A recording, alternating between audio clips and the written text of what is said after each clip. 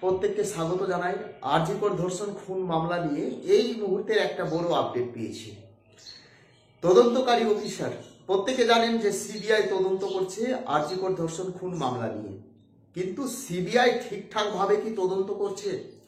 Supplementary chargesheet এখনো জমা করতে পারেনি 90 দিনের মাথায় CBI.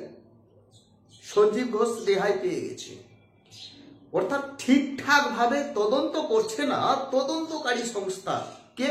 CBI, central bureau of investigation. এই নিয়ে আজকে অভয়ার পিতা মাতাকে সঙ্গে করে সিবিআই অফিস ঘেরাও করার ডাক দিয়েছে শুভেন্দু অধিকারী। এর থেকেও আরেকটা বড় খবর হচ্ছে এসএসসি 2016 চাকরি বাতিল মামলা। এসএসসি 2016 থেকে 26,000 চাকরি বাতিল করেছে কলকাতা হাইকোর্টের ডিভিশন বেঞ্চ। এই নিয়ে যে দুজন বিচারপতি এই চাকরি বাতিল করেছে তাদের নামে নানান আক্ষেপ প্রকাশ করেছে চাকরিহারা প্রার্থীরা এবং বিরোধীরা, অর্থাৎ টিএমসি বা অন্যান্য রাজনৈতিক দলের নেতা নেত্রীরা। আমি সেই বিষয়ে যাচ্ছি না। এসএসসি 2016 26,000 চাকরি বাতিল নিয়ে এই মুহূর্তের একটা বড় আপডেট হচ্ছে আগামী 27 তারিখ যে সুপ্রিম কোর্টে মামলাটি উঠতে চলেছিল সেই মামলাটি 27 তারিখ উঠবে না, অর্থাৎ 27 তারিখ এই মামলার আর শুনানি হচ্ছে না, অর্থাৎ এই মামলার শুনানি আরো এগোতে পারে।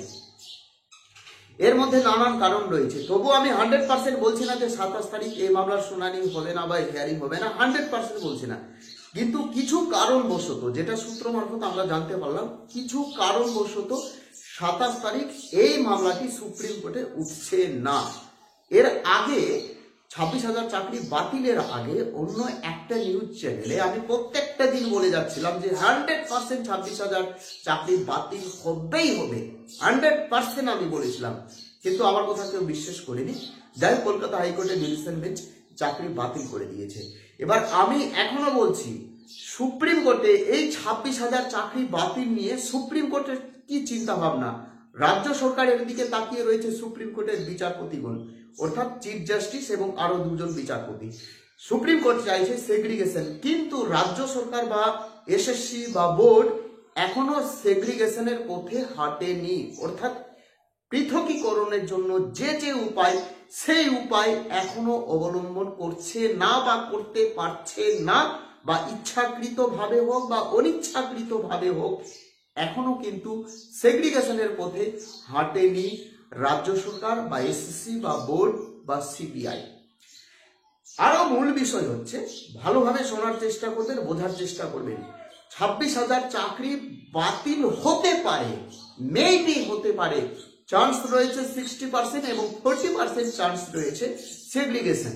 60% আমি কেন চান্স বললাম?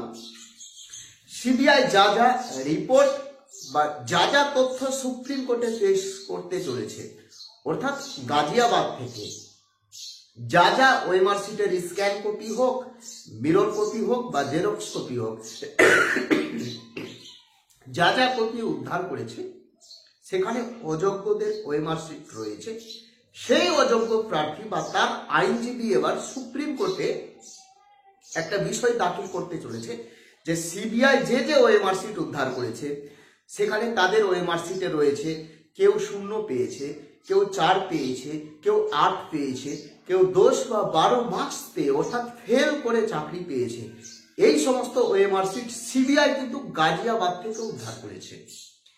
এই সমস্ত উদ্ধৃত ওএমআর শিট এবার মানতে নারাজ হচ্ছে অযোগ্য চাকরি প্রার্থীরা। সে এসএসসি গ্রুপ সি এর প্রার্থী হোক বা এসএসসি গ্রুপ ডি এর চাকরি প্রার্থী হোক বা নবম দশম শ্রেণীর শিক্ষক শিক্ষিকা হোক বা একাদশ দ্বাদশ শ্রেণীর টিচার্সরা হোক, অর্থাৎ শিক্ষক তথা অশিক্ষক কর্মীরা যারা অযোগ্য রয়েছে এবং যাদের ওএমআর শিটে রয়েছে 0, 1, 2, 10, 12 অর্থাৎ যারা ফেল করেছে, তারা কিন্তু উদ্ধৃত ওএমআর শিট মানতে নারাজ হচ্ছে। এই বিষয় নিয়ে আবার তারা একটা ভালো আইনজীবীকে ধরছে এবং ভালো আইনজীবী, বেশ নামি দামি আইনজীবী, আমি নামটা বলতে চাইছি না কারণ কিছু কমিউনিটি গাইডলাইন্স রয়েছে, যেহেতু সুপ্রিম কোর্টের বিষয়, তারা এবার তাদের বক্তব্য দাখিল করতে চলেছে যে সিবিআই গ্যারান্টি নিক, যে ওএমআর শিট উদ্ধৃত হয়েছে সেটাই হচ্ছে মূল কপির মিরর কপি এবং এই ওএমআর শিট অর্থাৎ উদ্ধৃত ওএমআর শিটে কোনো কারচুপি করা হয়নি, সিবিআই গ্যারেন্টি নিক, তাহলে আমরা আমাদের চাকরি মাথা নত করে ছেড়ে দেব। সিবিআই এর আগে বলেছে যে আমরা যে সমস্ত ওএমআর শিট উদ্ধার করেছি, হালকাভাবে বলেছিল তার আইনজীবী, সেই ওএমআর শিটে কারচুপি করা হয় না বা কারচুপি করা যায় না বা কারচুপি করা অসম্ভব, এই সমস্ত বিষয়ে সিবিআই কোনো গ্যারেন্টি নেয়নি। ফলত একটা ধোঁয়াশা সৃষ্টি হয়েছে এবং আমি এখনো বারবার বলছি যে সেগ্রিগেশনের পথে হাঁটছে না রাজ্য সরকার বা পর্ষদ। কারণ প্রায় দেখুন, তথ্য প্রমাণ সহ প্রায় 8,000 চাকরি প্রার্থী চাকরি বাতিল হচ্ছে, কিন্তু আমাকে অনেকে কমেন্ট করছে যে 12,000 প্লাস চাকরি প্রার্থী রয়েছে যারা বর্তমানে চাকরি করছে এবং যারা অযোগ্য। 12,000 প্লাস, আমি সেই বিষয়ে যাচ্ছি না। 8,000 100% চাকরি বাতিল হচ্ছে এবং সেই চাকরি প্রার্থী এবং তার আইনজীবী উদ্ধৃত ওএমআর শিট মানতে নারাজ। জানি না 27 তারিখ যদি মামলাটি ওঠে, 27 তারিখ মামলাটি উঠবে না এইটুকু গ্যারেন্টি। 27 তারিখ যদিও মামলাটি ওঠে, এই মামলার নিষ্পত্তি কিন্তু হবে না, আরো 2 থেকে 3টি হিয়ারিং হবে, এখানে অনেক জল ঘোলা হবে। এত সহজে চাকরি বাতিল মামলাটির নিষ্পত্তি হবে না সুপ্রিম কোর্টে। চাকরি বাতিল নিয়ে, আরজিকর ধর্ষণ খুন মামলা নিয়ে, প্রাইমারি টেট 2014 নিয়ে, চাল চুরি, কয়লা চুরি, আমাদের রাজ্যে যে দুর্নীতি হচ্ছে, এই সমস্ত বিষয়ে তদন্তকারী সংস্থার বিরুদ্ধে এবার বিজেপির বিরোধী দলনেতা শুভেন্দু অধিকারী এবার সিবিআই অফিস ঘেরাও করতে চলেছে আজকে দুপুর 2টোর মধ্যে, যেটা সূত্র মাত্র জানতে পারলাম। ভাবতে পারছেন সিবিআই এর ওপর থেকে আস্থা হারাচ্ছে ভারতীয় জনতা পার্টি। সিবিআই এর ওপর থেকে শুনতে যদিও খারাপ লাগে, আমি বুঝতে পারছি আপনারা চমকে যাচ্ছেন, কিন্তু সিবিআই অফিস ঘেরাও করতে চলেছে শুভেন্দু অধিকারী এবং অভয়ার পিতামাতা। কোনো আপডেট আসলে আমি আপনাদেরকে জানিয়ে দেবো। প্রত্যেকে ভালো থাকবেন, সুস্থ থাকবেন। ভালো লাগলে চ্যানেলটিকে সাবস্ক্রাইব করে দেবেন, ভালো না লাগলে স্কিপ করে বেরিয়ে পড়বেন, সময় নষ্ট হবে। জয় হিন্দ, ধন্যবাদ।